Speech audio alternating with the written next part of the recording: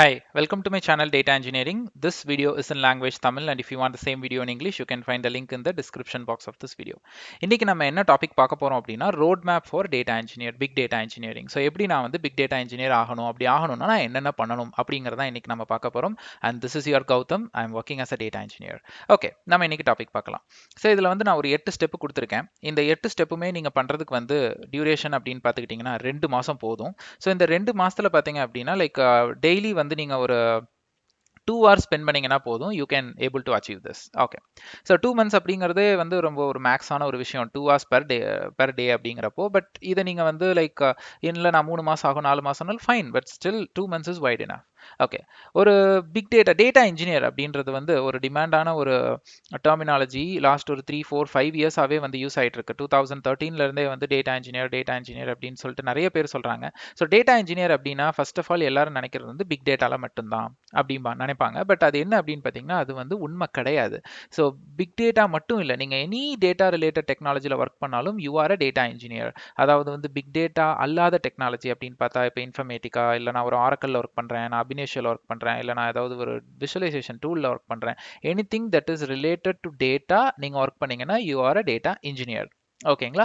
So ஏன் வந்து இதை வந்து எல்லாரும் வந்து டேட்டா இன்ஜினியர்னா பிக் டேட்டான்னு சொன்னதுக்கு காரணம் என்ன அப்படின்னு பார்த்தீங்கன்னா, டேட்டா இன்ஜினியரிங் அப்படிங்கிற அந்த மார்க்கெட்டுக்குள்ள நிறைய டெக்னாலஜிஸ்ல இருக்கு. அதுல டிமாண்டான ஒரு டெக்னாலஜின்னு பார்த்தீங்கன்னா பிக் டேட்டா தான். இப்போ நான் டேட்டா இன்ஜினியர் ஆகணும், ஐ எம் வெரி நியூ, எனக்கு எந்த ஐடியாவும் இல்லை, நான் என்ன டேட்டா இன்ஜினியர் ஆகணும் அப்படின்னு கேட்டிங்கன்னா பிக் டேட்டா இன்ஜினியர் ஆகுங்கன்னு தான் நான் சொல்லுவேன். ஏன்னா அதுதான் டிமாண்ட். ஸோ அதனால வேணா நம்ம சொல்லலாம் டேட்டா இன்ஜினியர்னாவே பிக் டேட்டான்னு. பட் டேட்டா இன்ஜினியரிங் வந்து சொன்னாவே வந்து வேற எந்த டேட்டா டெக்னாலஜி இல்லை அப்படியெல்லாம் கிடையாது. நீங்கள் இன்ஃபர்மேட்டிக்காவில் ஒர்க் பண்ணாலும் ஆரக்கல்ல ஒர்க் பண்ணாலும் யூ ஆர் டேட்டா இன்ஜினியர் தான். But I recommend you to big data engineering. ஏன்னா இது வந்து ஹைலி டிமாண்ட். அண்ட் இந்த ரோட் மேப் பார்த்தீங்க அப்படின்னா ஒரு ஃப்ரெஷருக்கு கூட எடுக்கிற மாதிரி தான் நான் இந்த ரோட் மேப் எடுக்க போகிறேன். அதனால வந்து காலேஜ் முடிச்ச ஃப்ரெஷருக்கு சொல்கிறேன் நான். ஒரு எக்ஸ்பீரியன்ஸ் பீப்புள் பார்த்தாலும் 15 இயர்ஸ் நீங்கள் எக்ஸ்பீரியன்ஸ்னாலும் இந்த road map common for every one. ஓகேங்களா?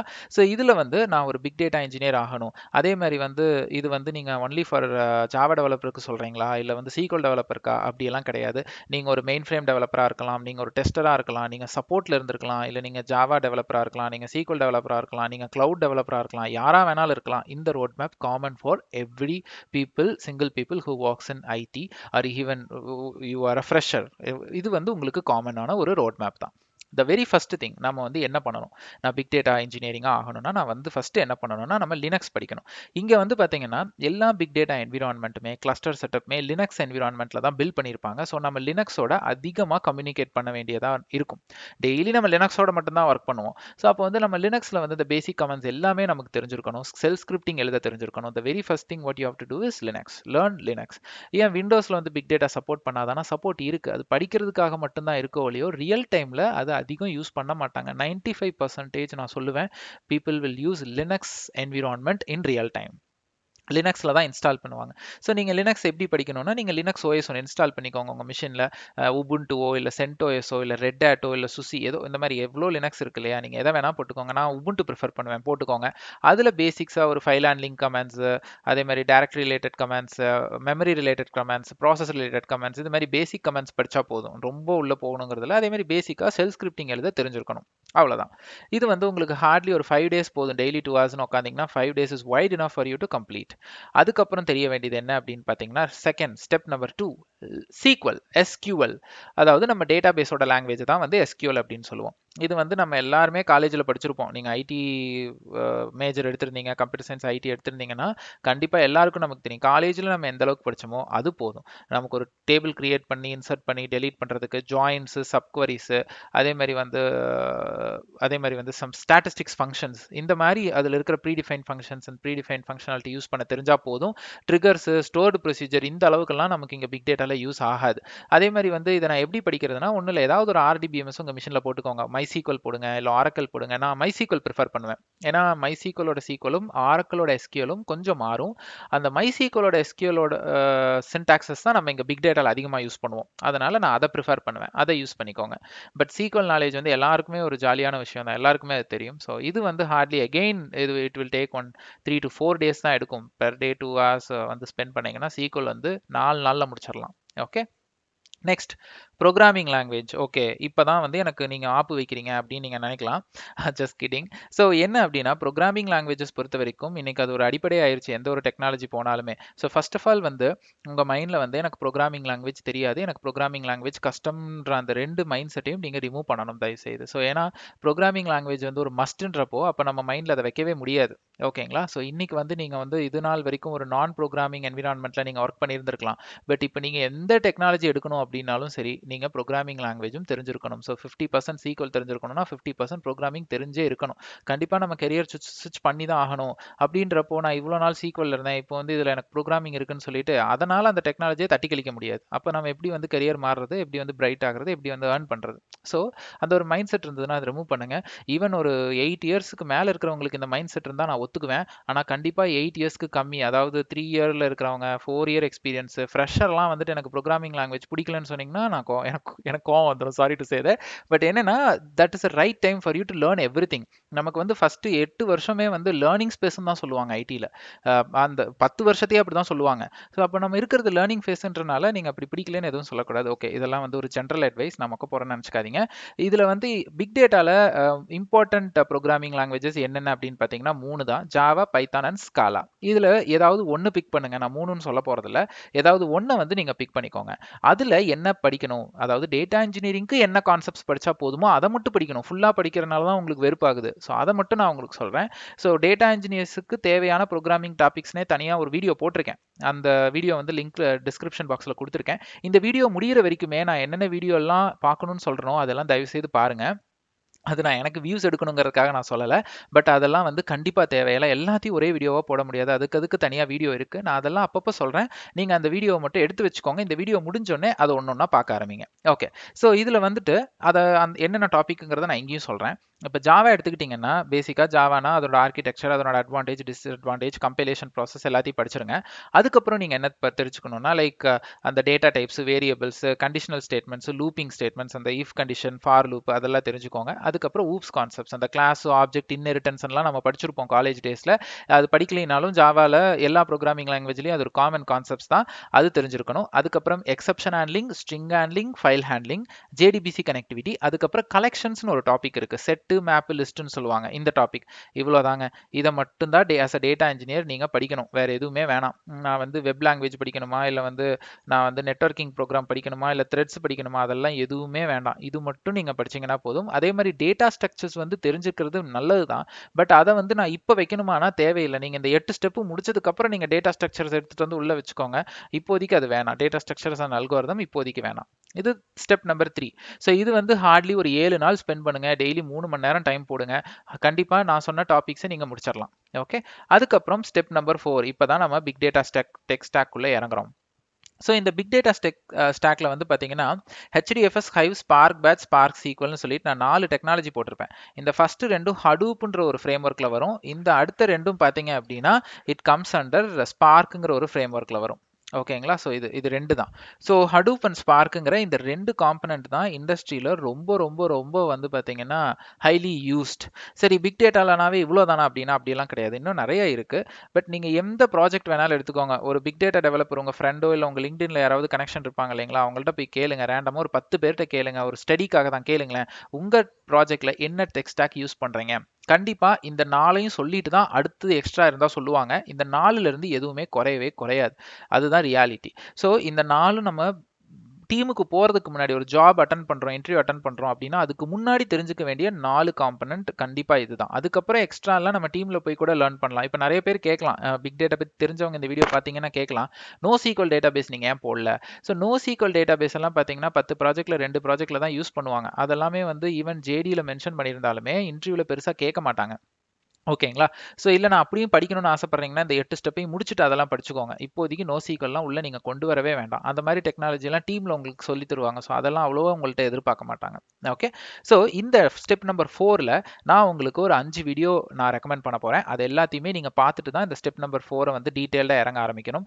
என்னோட இந்த வீடியோஸ் எல்லாமே நான் டிஸ்கிரிப்ஷன் பாக்ஸில் லைனாக கொடுத்துருப்பேன். ஃபர்ஸ்ட் நான் வாட் இஸ் பிக் டேட்டான்னு சொல்லிட்டு ஒரு வீடியோ போட்டிருப்பேன். இது ஒரு 40 நிமிஷம் வீடியோ. கண்டிப்பாக இதை நீங்கள் ஃபுல்லாக பார்க்கணும். ஒரு ஃப்ரெஷருக்கு கூட புரியுற மாதிரி தான் இந்த வீடியோ நான் போட்டிருப்பேன். ஸோ தட் உங்களுக்கு ஒரு ஓவர்வியூ கிடைச்சிரும். அதுக்கு அடுத்து என்ன பார்க்கணும் அப்படின்னு பார்த்தீங்கன்னா ஹடூப்போட ஃப்ரேம் ஒர்க் இன்ட்ரடக்ஷன் கொடுத்துருப்பேன்.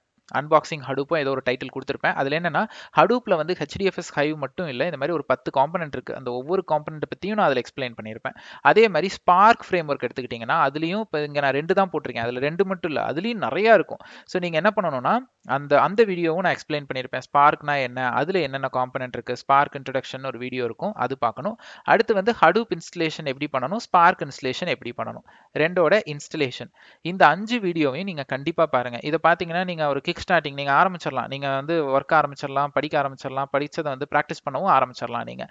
அதுக்கப்புறம் இந்த ஹைவ், HDFSோட கான்செப்ட், ஸ்பார்க்கோட இன்டர்னல் கான்செப்ட், ஸ்பார்க் சீக்கிளோட இன்டர்னல் கான்செப்ட், இது எல்லாமே தனித்தனி வீடியோவாகவும் நான் போட்டுட்ருக்கேன். ஓகேங்களா?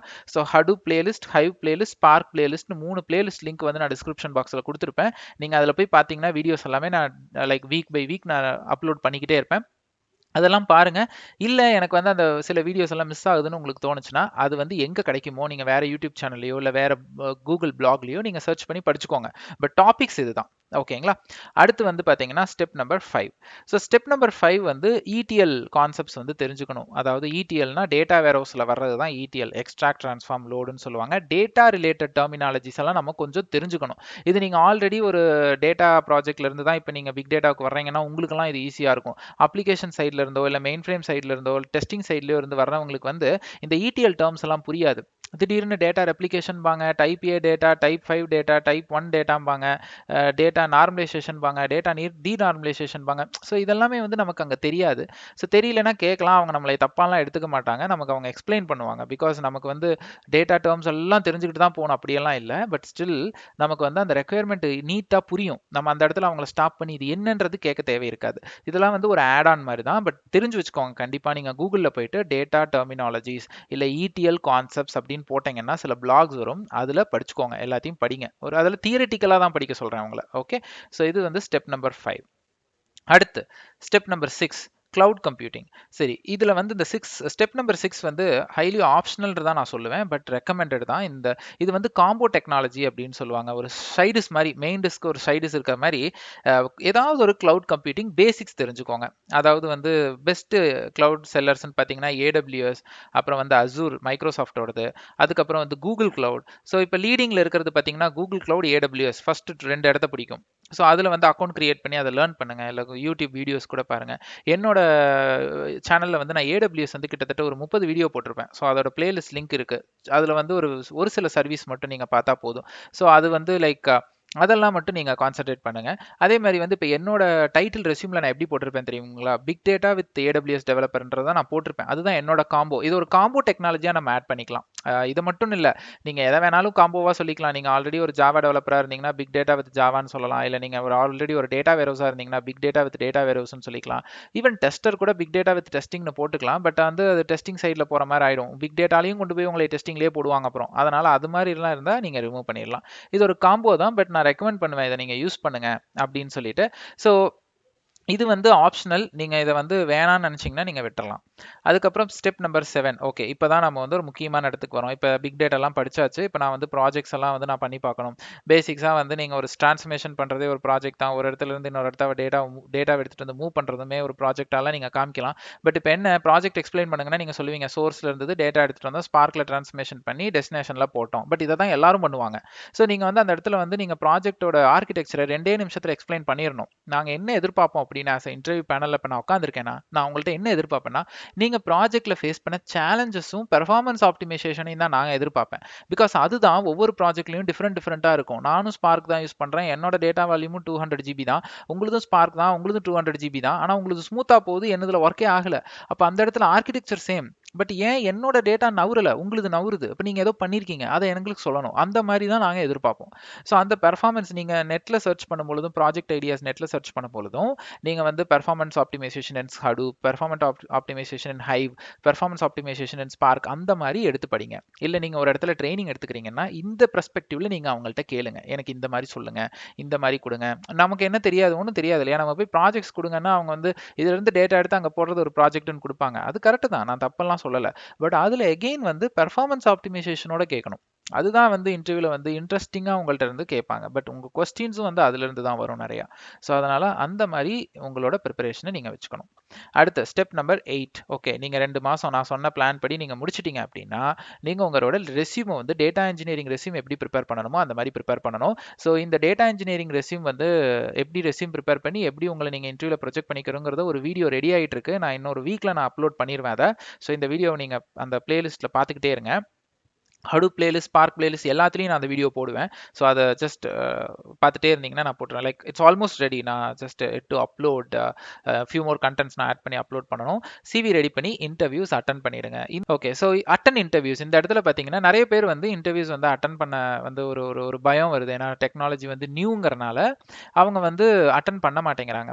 தி திங் இஸ், நம்ம அட்டன் பண்ண உடனே ஒர்ஸ்ட் கேஸ் நம்ம எக்ஸ்பெக்ட் பண்றது என்ன, ஃபெயிலியர் தான். ஒரு 3 ஃபெயிலியர், ஒரு 2 ஃபெயிலியர், 2-3 இன்டர்வியூஸை நீங்க அட்டன் பண்ணதுக்கு அப்புறம் நீங்க உங்களோட ட்ரீம் கம்பெனின்னு ஒன்று இருக்கும் இல்லையா? ஸோ நீங்க அட்டன் பண்ண ஒரு சில கம்பெனிஸை யூஸ் பண்ணிக்கோங்க. யூஸ் பண்ணி நீங்க இன்டர்வியூஸ் அட்டன் பண்ணுங்க. ஃபெயிலியர் ஆச்சுன்னா அந்த ஃபெயிலியர்ல இருந்து லேர்ன் பண்ணுங்க. ஸோ லைக் நான் எடுத்தோடனே ஒரு இன்டர்வியூ தான் அட்டன் பண்ணேன், அதுலேயே எனக்கு கிடைச்சிருதுங்கிற கேஸ் ரொம்ப கம்மி தான். அப்படி கிடைக்கிறதுக்கு நான் உங்களுக்கு டிஸ்கரேஜ் பண்ண சொல்லலை, பட் ரியாலிட்டியை சொல்லிட்டு இருக்கேன்.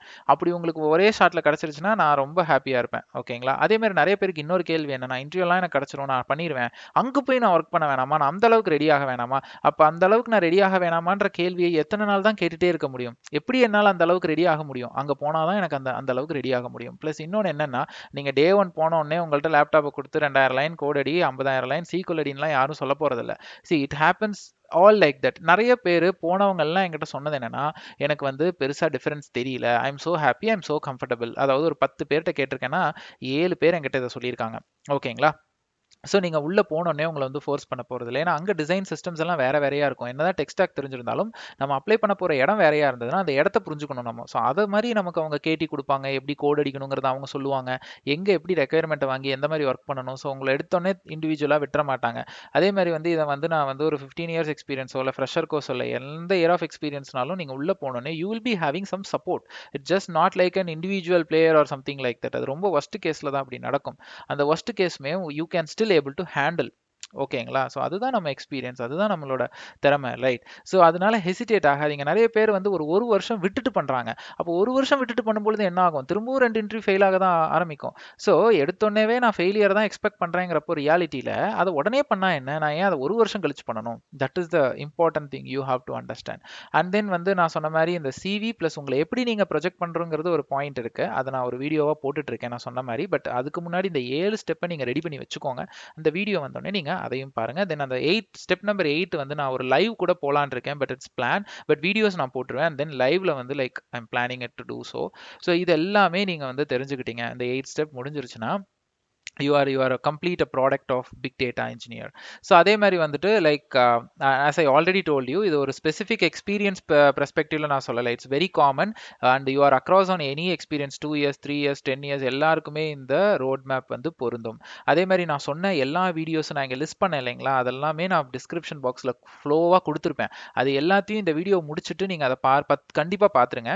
அண்ட் தேங்க்ஸ் ஃபார் வாட்சிங் my channel data engineering. And இந்த வீடியோ உங்களுக்கு பிடிச்சிருந்ததுன்னா சப்ஸ்கிரைப் பண்ணுங்க, உங்க ஃப்ரெண்ட்ஸ் அண்ட் கொலீக்கு ஃபார்வர்ட் பண்ணுங்க. And then request from my side is, இதை நீங்க உங்க லிங்க்டின்ல ஷேர் பண்ணுங்க. So that I will be getting more support and I will be getting more support from your audience and your connections. And then they will also be get benefited by this. Like அதுதான், I'll get more reach. Thanks for வாட்சிங். And இந்த மாதிரி நிறைய tech videos வந்து இங்கிலீஷ்லையும் தமிழ்லையும் 2 லாங்குவேஜில் போட்டுட்ருக்கேன். Big data மட்டும் இல்லை, இன்னும் நிறைய ப்ரோக்ராமிங் லாங்குவேஜஸ், அதர் டெக்னாலஜிஸ் எல்லா வீடியோஸையும் 2 லாங்குவேஜில் நான் போட்டுட்ருக்கேன். எல்லாத்தையும் பார்த்து என்ஜாய் பண்ணுங்கள். And all the best. Thanks for வாட்சிங்.